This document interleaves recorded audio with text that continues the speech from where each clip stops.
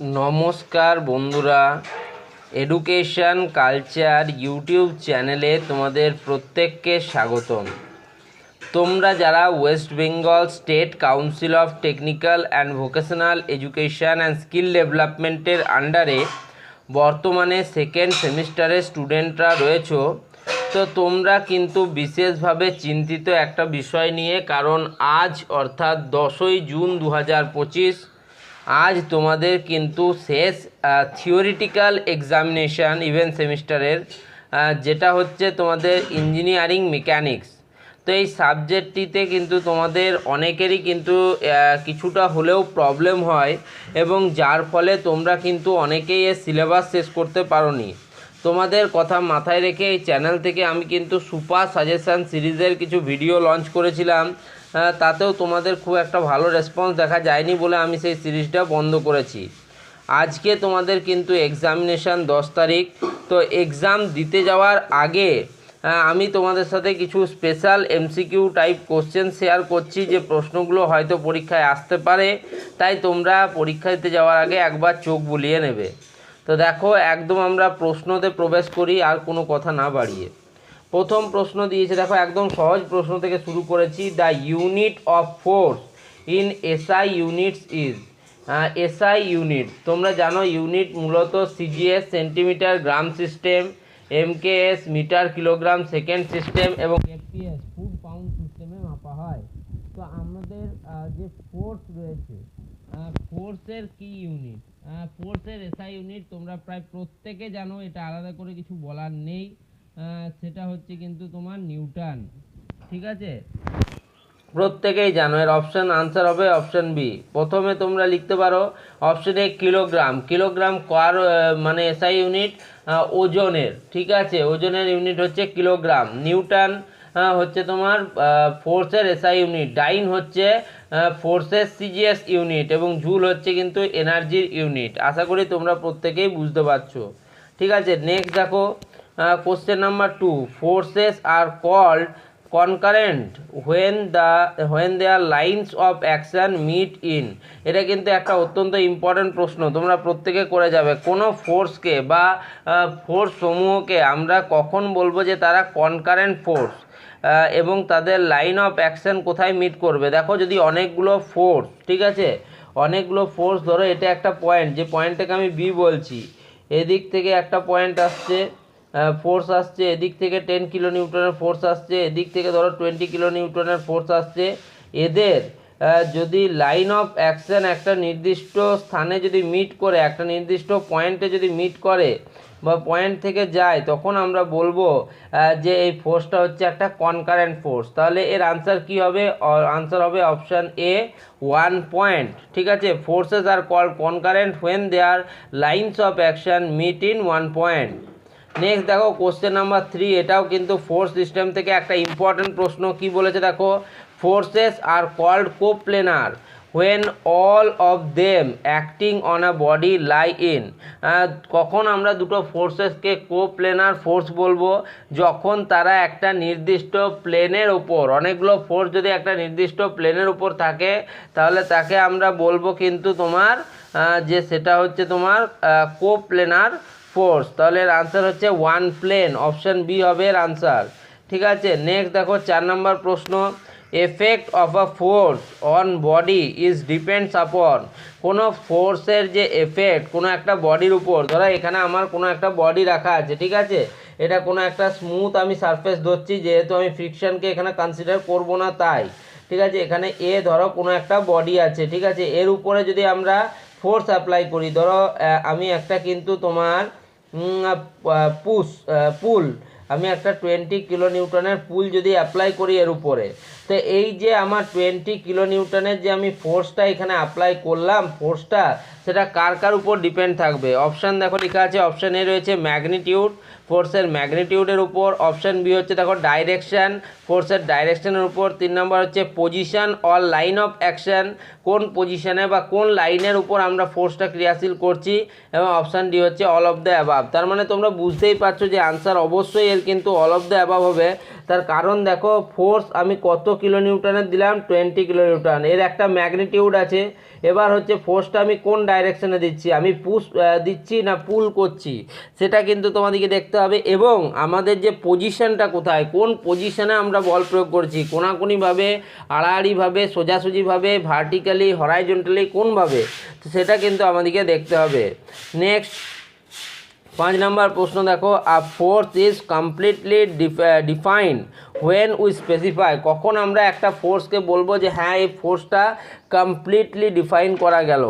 Option কী কী রয়েছে দেখো, option A রয়েছে ম্যাগনিটিউড, যখন আমরা তার ম্যাগনিটিউড জানবো। অপশান বি রয়েছে ডাইরেকশন জানবো। অপশান সি রয়েছে পয়েন্ট অফ অ্যাপ্লিকেশন জানবো। এবং অপশান ডি রয়েছে অল অফ দ্য অ্যাবাভ। দেখো একটা ফোর্সকে তখনই বলা সম্ভব যখন আমরা কিন্তু তার ম্যাগনিটিউড, ডাইরেকশান এবং একই সাথে পয়েন্ট অফ অ্যাপ্লিকেশান এই তিনটে জানতে পারবো, তখনই কিন্তু আমরা কোনো একটা ফোর্স সিস্টেমকে মানে ঠিকঠাকভাবে ব্যাখ্যা করতে পারবো। সেই হিসেবে এর আনসার হচ্ছে option D, all of the above. দেখো ম্যাগনিটিউডও দরকার, ডাইরেকশনও দরকার এবং পয়েন্ট অফ অ্যাপ্লিকেশনও দরকার, ঠিক আছে? সেই জন্যই কিন্তু এর আনসার হবে option D, all of the above. Question number 6 কী বলেছে দেখো, the forces which meet at one point but their lines of action do not lie in one plane আর কল্ড। দেখো এটা কিন্তু একটা মোস্ট ইম্পর্ট্যান্ট প্রশ্ন এবং এটা কিন্তু পরীক্ষায় আসতে পারে। কি বলছে, বলছে দ্য ফোর্স, বলসমূহ, which meet at one point, যারা একটা নির্দিষ্ট বিন্দুতে কিন্তু মিট করে, but their lines of action do not lie in one plane, কিন্তু তাদের লাইন অফ অ্যাকশন সেটা কিন্তু একটা নির্দিষ্ট প্লেনে থাকবে না, তাকে আমরা কি বলবো? তাহলে এখানে দেখো দুটো জিনিস লেখা আছে, ওয়ান পয়েন্ট এবং do not lie in one plane. যদি দেখো আমি আগেই বললাম, যদি ওয়ান পয়েন্টে মিট করে তাকে আমরা কি বলবো, তাকে আমরা বলবো কনকারেন্ট ফোর্স, ঠিক আছে, কনকারেন্ট ফোর্স। আর যদি তোমাদের একটা প্লেনের উপর লাই করে তাহলে তাকে আমরা বলবো কোপ্ল্যানার ফোর্স, ঠিক আছে, কোপ্ল্যানার ফোর্স সিস্টেম। তাহলে এখানে একটা প্লেনের উপর লাই করেনি মানে নন কোপ্ল্যানার, একটা পয়েন্টে রয়েছে মিট করেছে মানে কনকারেন্ট, অর্থাৎ নন কোপ্ল্যানার কনকারেন্ট ফোর্স। তাহলে এর আনসার হচ্ছে option B, non coplanar concurrent force. Next দেখো খুব ইম্পর্ট্যান্ট একটা প্রশ্ন, কি বলছে, a force acting on a body may, কোনো বস্তুর উপর বা কোনো বডির উপর যদি ফোর্স প্রযুক্ত হয় তাহলে তার কি কি পরিবর্তন আসতে পারে। অপশান এ দেখো লিখেছে introduce internal stresses. Option B রয়েছে দেখো balance the other forces acting on it. Option সিতে রেখেছে দেখো retard its motion. Option D change its motion and option E all of the above. দেখো যদি কোনো বস্তুর উপর বল প্রযুক্ত হয় তাহলে কিন্তু তার ইন্টারনাল স্ট্রেস ইন্ট্রোডিউস হয়, তার মধ্যে কিন্তু অন্যান্য ফোর্সকে ব্যালেন্স করে, কখনো কখনো বলের যে পরিমাণ সেটাকে হ্রাস করে, রিটার্ড করে মোশনকে, এবং কখনো কখনো তার মোশনের পরিবর্তনও ঘটায়। তাহলে যখন চারটেই করে তখন এর অপশান অবশ্যই কিন্তু উত্তর অল অফ দ্য অ্যাবাভ হবে। নেক্সট এটা কিন্তু একটা অত্যন্ত ইম্পর্ট্যান্ট প্রশ্ন। তারপরে 4 নম্বর প্রশ্ন দেখি কি বলছে, the product of either force of couple with the arm of couple is called. দেখো the product of either force of couple এবং আর্ম অফ কাপল, এদের দুটোর প্রোডাক্টকে কি বলা হয়? তোমরা প্রত্যেকেই জানো এর উত্তর হচ্ছে মোমেন্ট অফ দ্য কাপল, ঠিক আছে।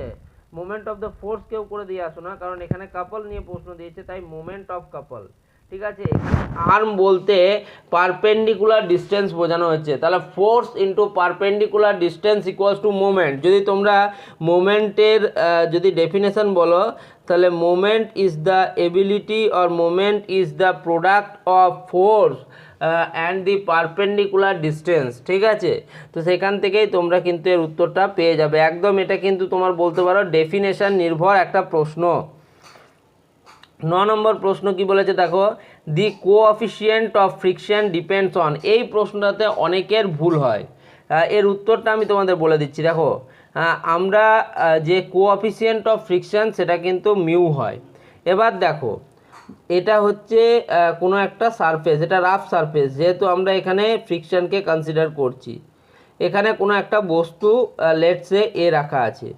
এবার যদি বস্তুটার উপর আমরা এই ডাইরেকশনে একটা ফোর্স অ্যাপ্লাই করি তাহলে অবশ্যই এখানে কিন্তু একটা বিপরীতমুখী একটা ঘর্ষণ বল তৈরি হবে, ঠিক আছে, এবং তার একটা নির্দিষ্ট কোঅফিসিয়েন্ট থাকবে।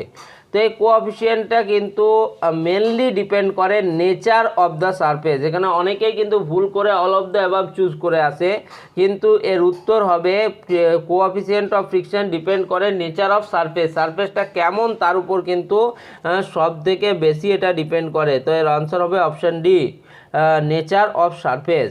নেক্সট দেখো 10 নম্বর প্রশ্ন, একটু বড় প্রশ্ন এবং একটা ইম্পর্ট্যান্ট প্রশ্ন। কি বলছে, the figure shows the three coplanar forces P Q and R. Coplanar দেখো একই প্লেনের উপর আছে, P Q and R acting at a point, একটা নির্দিষ্ট বিন্দুতে অ্যাক্ট করেছে, তার মানে হচ্ছে অ্যাক্টিং অ্যাট এ পয়েন্ট এবং তার সাথে তাহলে হচ্ছে কনকারেন্ট কোপ্লেনার ফোর্স। ঠিক আছে, if this forces are in equilibrium, যদি এই ফোর্সেসগুলো ইকুইলিব্রিয়াম থাকে তাহলে নিম্নলিখিত কোনটা হবে। তোমরা যদি ভালো করে ছবিটাকে লক্ষ্য করো তাহলে তোমরা দেখবে যে এখানে এই যে প্রশ্নটা এটা মূলত কিন্তু ল্যামিস থিওরাম থেকে প্রশ্ন করা হয়েছে। ঠিক আছে, যদি আমরা দেখি, দেখো ল্যামিস থিওরাম থেকে প্রশ্নটা করা হয়েছে। দেখো আমার একটা ফোর্স হচ্ছে পি, একটা ফোর্স হচ্ছে কিউ এবং একটা ফোর্স হচ্ছে আর। ঠিক আছে, এদের একটা নির্দিষ্ট তলের উপর বা ওয়ান প্লেনে রয়েছে এরা। ঠিক আছে, 1 নাম্বার। 2 নাম্বার হচ্ছে মিট অ্যাট ওয়ান পয়েন্ট, এবং তার সাথে 3 নাম্বার হচ্ছে ইকুইলিব্রিয়াম পজিশনে আছে। তার মানে এটা কিন্তু ল্যামিস থিওরাম যেটা রয়েছে সেটাকে স্যাটিসফাই করছে। এবার ল্যামিস থিওরাম কি বলে, ল্যামিস থিওরাম বলে তোমার, ল্যামিস থিওরাম বলছে যে যে ফোর্সটাকে আমরা অ্যাপ্লাই করছি, ধরো এখানে পি কিউ এবং আর, এই যে ফোর্সগুলোকে আমরা অ্যাপ্লাই করছি তারা তাদের বিপরীতমুখী কোণের সাথে কিন্তু সম্পর্কযুক্ত থাকে। তাহলে পি এর বিপরীতমুখী কোণ কী আছে, আলফা। তোমরা দেখো পি এর বিপরীতমুখী কী আছে, তাহলে লিখব P by sine alpha. Q এর বিপরীতমুখী কী আছে, বিটা, তাহলে লিখব কিউ বাই সাইন বিটা। আর এর বিপরীতমুখী কী আছে, গামা, তাহলে লিখব আর বাই সাইন গামা। তার মানে P by sine alpha equals to Q by sine beta equals to R by sine gamma. তো উত্তরটা কোথায় আছে দেখো, অপশন বি দেখো, P by sine alpha equals to Q by sine beta equals to R by sine gamma. তাহলে এটাই হলো এর উত্তর। হ্যাঁ, তাহলে তোমরা বুঝতেই পারলে এটা কিন্তু ল্যামিস থিওরাম থেকে দিয়েছে। এমনটা হতে পারে তোমাদেরকে কোণের মানগুলো দিয়ে দিল, অর্থাৎ আলফা 60 ডিগ্রি, বিটা 45 ডিগ্রি, ঠিক আছে, গামা 90 ডিগ্রি, এরকম হয়তো দিয়ে দিতে পারে। তো সেক্ষেত্রে তোমরা খুব সহজেই বের করে নেবে। এই ভিডিওটা এখানেই শেষ করছি, ধন্যবাদ।